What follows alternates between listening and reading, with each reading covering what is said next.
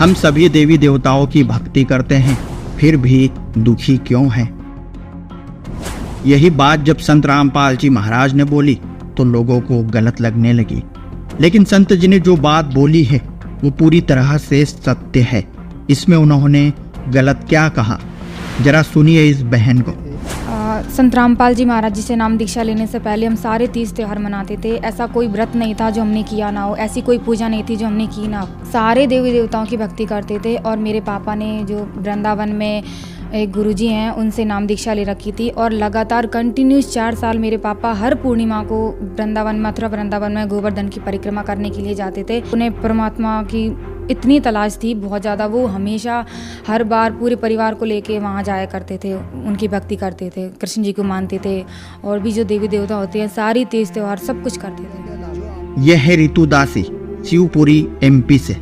इन्होंने और इनके परिवार ने जो व्रत, उपवास, तीर्थ धाम और देवी देवताओं की जो भक्ति साधनाएं की, इससे इनके परिवार को कितना लाभ हुआ, आइए जानते हैं। इनसे हमें जो पहले देवी देवताओं की भक्ति किया करते थे उनसे हमें कोई लाभ नहीं मिला। हमारी आर्थिक स्थिति बहुत ज़्यादा कमज़ोर थी, बहुत ही ज़्यादा। मेरे मम्मी पापा 2-2 3-3 दिन तक भूखा रहते थे और मुझे पड़ोस से मांग के खाना खिला देते थे, लेकिन उनके लिए खाना भी नहीं मिलता था। और मेरे भैया भी जो बीमार रहते थे, उनको फीवर रहता था और एक को नींद नहीं आती थी, वो सारी सारी रात जागता रहता था। मेरी मम्मी जो थी वो भी TB की पेशेंट थी, बार बार उन्हें मेडिकल के चक्कर काटने पड़ते थे। और मेरे पापा इतनी ज़्यादा तंबाकू, पाउच, ये बीड़ी पीते थे बहुत ज़्यादा। उनको घर में खाने के लिए कुछ हो या ना हो, लेकिन उनके लिए बीड़ी, पाउच तो ज़रूर होना चाहिए था। वो बहुत ज़्यादा बीड़ी वगैरह उसकी बहुत ज़्यादा लत लग गई थी उन्हें और हमें कोई भी लाभ नहीं मिल रहा था, हम बहुत परेशान रहते थे। तो जो अन्य देवी देवताओं की आपने साधना की उनसे आपको कोई लाभ प्राप्त नहीं हुआ, बल्कि हानियां हुई। इसके बाद आपको संत रामपाल जी महाराज के बारे में जानकारी कहां से प्राप्त हुई? रितु दासी ने कहा कि देवी देवताओं की भक्ति से उन्हें कोई लाभ तो मिला नहीं, पूरा परिवार आपदाओं से घिर गया। फिर संत रामपाल जी महाराज जी का एक अनुयायी रितु दासी के पिताजी को संत रामपाल जी महाराज जी की शरण में जाने के लिए कहता है और रितु जी के पिताजी उस अनुयायी का मजाक उड़ाते हैं और उसे पागल भी कहते हैं।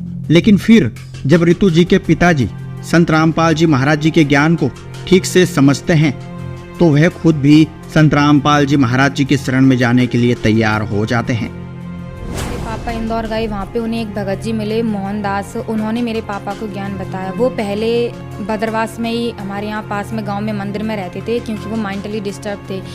तो फिर उन्होंने बाद में संत रामपाल जी महाराज जी से नाम दीक्षा ले ली थी। जब उन्हें पता चला कि वो यहाँ इंदौर में आए हुए यहाँ रहते हैं, तो जब उन्हें पता चला कि उन्होंने ये भक्ति छोड़ के, जो लोक वेद की भक्ति होती है वो छोड़ के उन्होंने संत रामपाल जी महाराज जी से दीक्षा ले ली है, तो वो उन्होंने, पापा ने उनको बहुत कुछ कहा कि बोले आपने कहा ये गुरुजी बना लिए हैं और ये संत रामपाल जी महाराज जी से नाम दीक्षा ले ली, आपने देवी देवताओं को छोड़ दिए। उन्होंने पापा ने उनसे बहुत कहा, लेकिन फिर उन्होंने बताया कि आप एक बार मेरे घर पे आना। तो मेरे पापा रात को उनके घर पे गए, अपने काम से निपट के, और उनके घर गए। वहाँ जाके उन्होंने देखा कि उनके घर में कोई तस्वीर नहीं, कोई कुछ नहीं, और एक संत रामपाल जी महाराज जी का उन्होंने घर में दरबार साहब बना रखा था। वो उन्होंने, पापा वहाँ गए, उन्होंने गेट खोला, अंदर जाके पापा ने देखा, वो उन्होंने बिठाया। तो उन्होंने क्या सोचा कि मतलब उन्होंने ऐसे बर्ताव किए जैसे वो मतलब एकदम, पहले वो मेंटली डिस्टर्ब तो थे ही, लेकिन उन्होंने ऐसे बर्ताव किए जिससे पापा को लगा कि ये पहले तो पागल था ही, अब बोले और ज़्यादा हो गया। मेरी मम्मा ने फ़ोन किया, उन्होंने पूछा कि वो हालचाल पूछे, उन्होंने कहा वो भैया कैसे हैं, तो उन्होंने बोला कि वो पागल तो था ही बट अब और ज़्यादा पागल हो गया है। उन्होंने देवी देवताओं को छोड़ दिए और एक आदमी की तस्वीर को अलमारी में रख रखा है और उसके आगे लेटता रहता है। उसने सारी भक्ति छोड़ दी और अब वो और भी ज़्यादा पागल हो गया। और मेरे पापा वहाँ जाके घबरा भी रहे थे कहीं ये कुछ कर ना दे, क्योंकि पागल तो ये हो ही गया है। फिर उन्होंने अंदर बुलाया, उन्होंने खाना खिलाया और फिर रात में उन्होंने जब चर्चा की पापा से, उन्होंने एक बुक पढ़ने को कहा। तो पापा बोले कि काम में बिज़ी होने के कारण मैं बुक तो नहीं पढ़ सकता, आप कोई और रास्ता दिखाइए। तो पापा, वो अंकल ने पापा जी को रात में एक सीडी लगाई, पापा ने रात भर सत्संग सुना। वो कैसेट ख़त्म हुई, पापा उस कैसेट से इतने ज़्यादा आकर्षित हुए, इतने ज़्यादा, पूरी रात बैठ के उन्होंने सारी 3-4 कैसेट सुन डाली और फिर बोले कि मैं तो अभी इन्हीं से नाम दीक्षा लूँगी। क्योंकि संत रामपाल जी महाराज उस टाइम पे गीता जी को खोल के बता रहे थे और मेरे पापा कृष्ण जी के इतने बड़े भक्त थे और संत रामपाल जी महाराज गीता जी में ही बता रहे थे कि ये कृष्ण जी भी नाशवान है, इनका ये खुद कह रहे हैं कि आप उस परमात्मा की शरण में जाइए जिनके मैं भी शरण में हूँ। तो पापा को उसका इतना ज़ोर से झटका लगा, पापा ने उसी दिन ठान ली कि मेरे को अब ये गुरुजी से ही नाम दीक्षा लेनी है, क्योंकि मेरी भक्ति तो ये जो खुद गीता जी में कह रहे हैं कि मेरी भक्ति गलत है, तो मैं कैसे, अब मैं नहीं करूँगा ये भक्ति। और उन्होंने फिर वो घर आए, उन्होंने घर पे हम सबको ज्ञान बताया, परमात्मा की सीढ़ी हमें भी बताई, फिर हमने भी जाना। और तो उसके बाद 8 जनवरी सन 2013 को मेरे पापा ने नाम दीक्षा ली। फिर उसके बाद मेरी ऑल फैमिली जो है उसने नाम दीक्षा ली। सन 11 अप्रैल 2013 को मैंने नाम दीक्षा ली, और ऐसे करके हम परमात्मा की शरण। जैसे ही रितुदासी के परिवार ने संत रामपाल जी महाराज जी से नाम दीक्षा ली, इनके साथ जो अद्भुत चमत्कार हुए और इन्हें जो लाभ मिले, आइए जानते हैं इनकी पूरी आप बीती इस वीडियो में। नमस्कार जी। सत साहिब। क्या नाम है आपका? मेरा नाम ऋतु है। ऋतु जी, आप कहाँ के रहने वाले हैं? मैं बदरवास जिला शिवपुरी MP से आई हूँ। आपने संत रामपाल जी महाराज से नाम दीक्षा कब ली? मैंने संत रामपाल जी महाराज जी से नाम दीक्षा 11 अप्रैल सन 2013 को ली। हम तभी से परमात्मा की भक्ति कर रहे हैं। संत रामपाल जी महाराज से नाम दीक्षा लेने से पहले आप क्या भक्ति साधना करते थे? संत रामपाल जी महाराज जी से नाम दीक्षा लेने से पहले हम सारे 30 त्यौहार मनाते थे। ऐसा कोई व्रत नहीं था जो हमने किया ना हो, ऐसी कोई पूजा नहीं थी जो हमने की ना हो। सारे देवी देवताओं की भक्ति करते थे। और मेरे पापा ने जो वृंदावन में एक गुरुजी हैं उनसे नाम दीक्षा ले रखी थी, और लगातार कंटिन्यूस 4 साल मेरे पापा हर पूर्णिमा को वृंदावन, मथुरा वृंदावन में गोवर्धन की परिक्रमा करने के लिए जाते थे। उन्हें परमात्मा की इतनी तलाश थी बहुत ज़्यादा, वो हमेशा हर बार पूरे परिवार को लेके वहाँ जाया करते थे, उनकी भक्ति करते थे, कृष्ण जी को मानते थे, और भी जो देवी देवता होते हैं सारी तीज त्योहार सब कुछ करते थे। जो आपने भक्ति साधनाएं की, गोवर्धन की परिक्रमा की तथा अन्य देवी देवताओं की भी भक्ति की, तो इन सभी साधनाओं से आपको क्या क्या लाभ हुए? इनसे हमें, जो पहले देवी देवताओं की भक्ति किया करते थे उनसे हमें कोई लाभ नहीं मिला। हमारी आर्थिक स्थिति बहुत ज़्यादा कमज़ोर थी, बहुत ही ज़्यादा। मेरे मम्मी पापा 2-2 3-3 दिन तक भूखा रहते थे, और मुझे पड़ोस से मांग के खाना खिला देते थे, लेकिन उनके लिए खाना भी नहीं मिलता था। और मेरे भैया भी जो बीमार रहते थे, उनको फीवर रहता था, और एक को नींद नहीं आती थी, वो सारी सारी रात जागता रहता था। मेरी मम्मी जो थी वो भी TB की पेशेंट थी, बार बार उन्हें मेडिकल के चक्कर काटने पड़ते थे। और मेरे पापा इतनी ज़्यादा तंबाकू, पाउज, ये बीड़ी पीते थे बहुत ज़्यादा। उनको घर में खाने के लिए कुछ हो या ना हो, लेकिन उनके लिए बीड़ी, पाउज तो ज़रूर होना चाहिए था। वो बहुत ज़्यादा बीड़ी वगैरह, इसकी बहुत ज़्यादा लत लग गई थी उन्हें, और हमें कोई भी लाभ नहीं मिल रहा था, हम बहुत परेशान रहते थे। तो जो अन्य देवी देवताओं की आपने साधना की, उनसे आपको कोई लाभ प्राप्त नहीं हुआ, बल्कि हानियाँ हुई। इसके बाद आपको संत रामपाल जी महाराज के बारे में जानकारी कहाँ से प्राप्त हुई?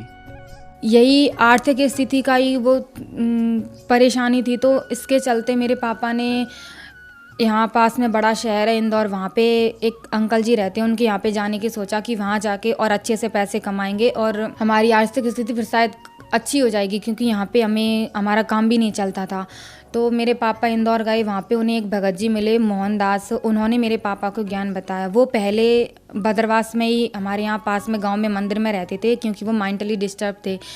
तो फिर उन्होंने बाद में संत रामपाल जी महाराज जी से नाम दीक्षा ले ली थी। जब उन्हें पता चला कि वो यहाँ इंदौर में आए हुए यहाँ रहते हैं, तो जब उन्हें पता चला कि उन्होंने ये भक्ति छोड़ के, जो लोक वेद की भक्ति होती है वो छोड़ के उन्होंने संत रामपाल जी महाराज जी से दीक्षा ले ली है, तो वो उन्होंने, पापा ने उनको बहुत कुछ कहा कि बोले आपने कहा ये गुरुजी बना लिए हैं, और ये संत रामपाल जी महाराज जी से नाम दीक्षा ले ली, आपने देवी देवताओं को छोड़ दिए। उन्होंने पापा ने उनसे बहुत कहा, लेकिन फिर उन्होंने बताया कि आप एक बार मेरे घर पे आना।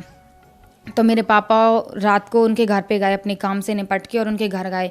वहाँ जाके उन्होंने देखा कि उनके घर में कोई तस्वीर नहीं, कोई कुछ नहीं, और एक संत रामपाल जी महाराज जी का उन्होंने घर में दरबार साहब बना रखा था। वो उन्होंने, पापा वहाँ गए, उन्होंने गेट खोला, अंदर जाके पापा ने देखा, वो उन्होंने बिठाया। तो उन्होंने क्या सोचा कि मतलब उन्होंने ऐसे बर्ताव किए जैसे वो, मतलब एकदम, पहले वो मेंटली डिस्टर्ब तो थे ही, लेकिन उन्होंने ऐसे बर्ताव किए जिससे पापा को लगा कि ये पहले तो पागल था ही, अब बोले और ज़्यादा हो गया। मेरी मम्मा ने फ़ोन किया, उन्होंने पूछा कि वो हालचाल पूछे, उन्होंने कहा वो भैया कैसे हैं, तो उन्होंने बोला कि वो पागल तो था ही, बट अब और ज़्यादा पागल हो गया है।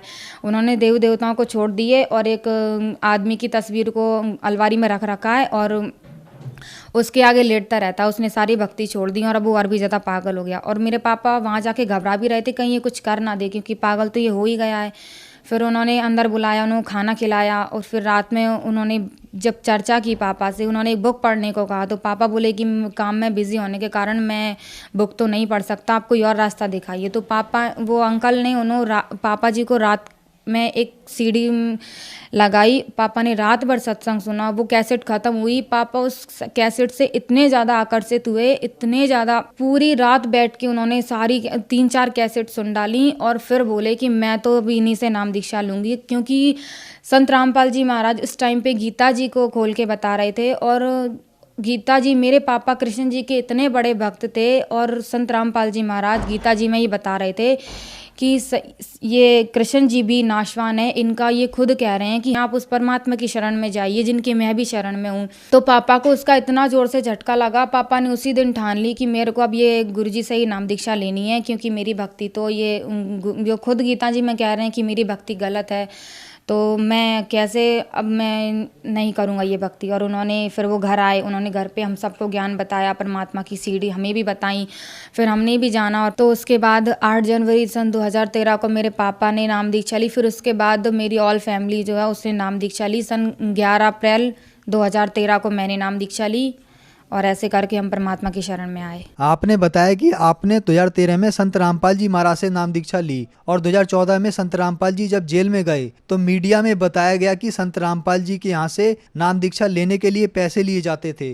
तो आपसे वहाँ नाम दीक्षा के लिए कितने पैसे लिए गए?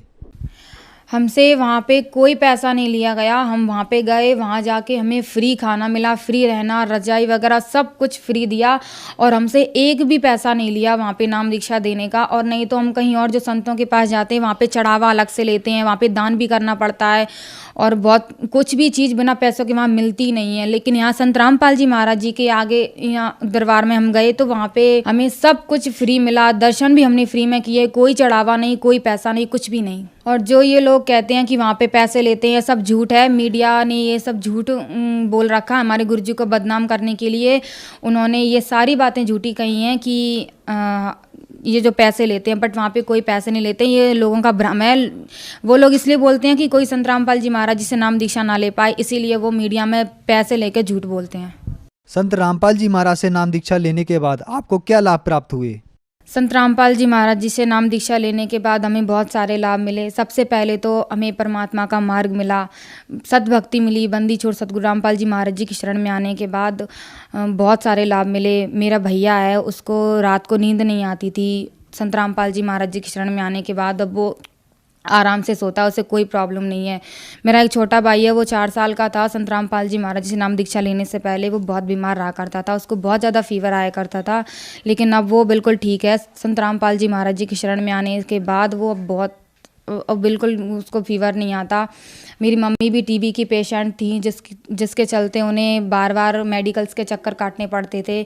अब वो भी गुरुजी से नाम दीक्षा लेने के बाद बिल्कुल ठीक हैं। मेरे पापा स्मोकिंग करते थे और ये ड्रिंक वगैरह भी उन्होंने पहले की हैं, अब वो बिल्कुल ठीक हैं। घर में अगर कुछ चीज़ के लिए पैसे हो या ना हो, बट उनके लिए पाउच खाने के लिए पैसे तो पक्के में चाहिए होते थे। बहुत परेशान रहते थे हम लोग और अब वो बिल्कुल पाउच वगैरह कुछ नहीं खाते हैं। संत रामपाल जी महाराज जी की शरण में आने के बाद उन्होंने सब कुछ छोड़ दिया और अब वो अच्छे से भक्ति करते हैं। और एक बार मेरी मम्मा चावल फ्राई बना रहे थे तो उन्होंने स्टोव पे कुकर रख रखा था, उसमें तेल था।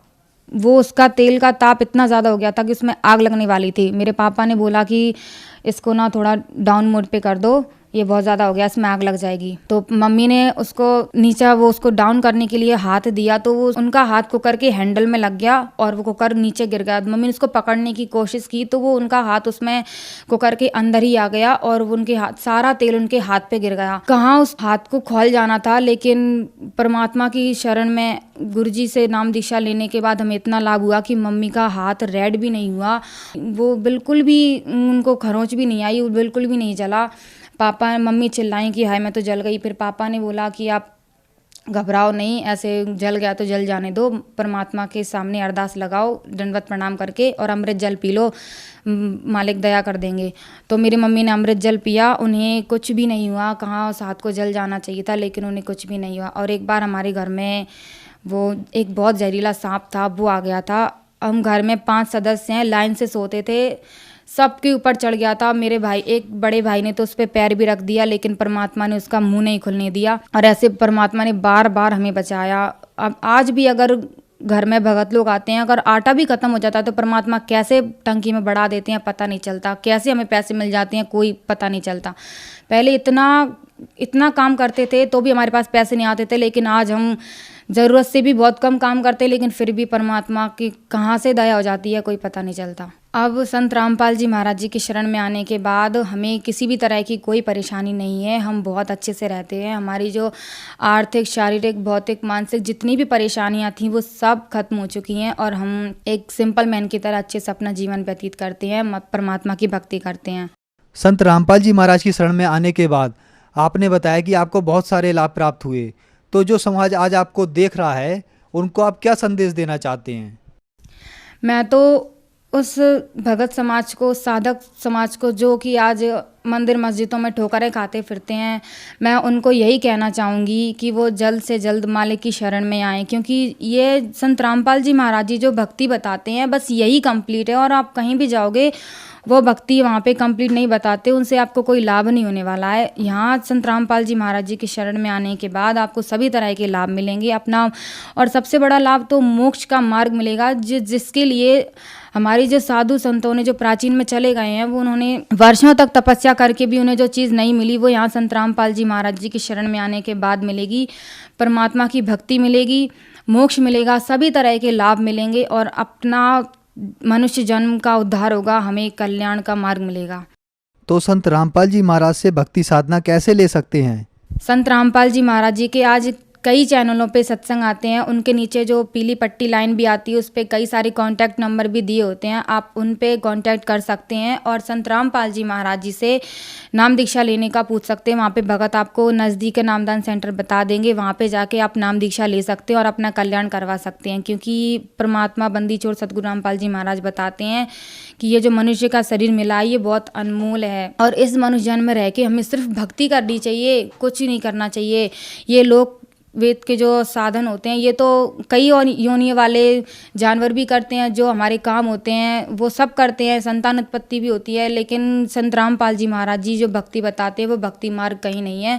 ये मनुष्य जन्म सिर्फ भक्ति के लिए मिला है। मीराबाई जी भी कहती हैं कि भजमन चरण कमल अविनाशी, उस तू परमात्मा की शरण में, उसका नाम जप, उससे तेरा कल्याण होगा और ये संसारिक मोह माया को त्याग दे। धन्यवाद जी। सत साहिब। सत्य घटना, सत्य की तहता।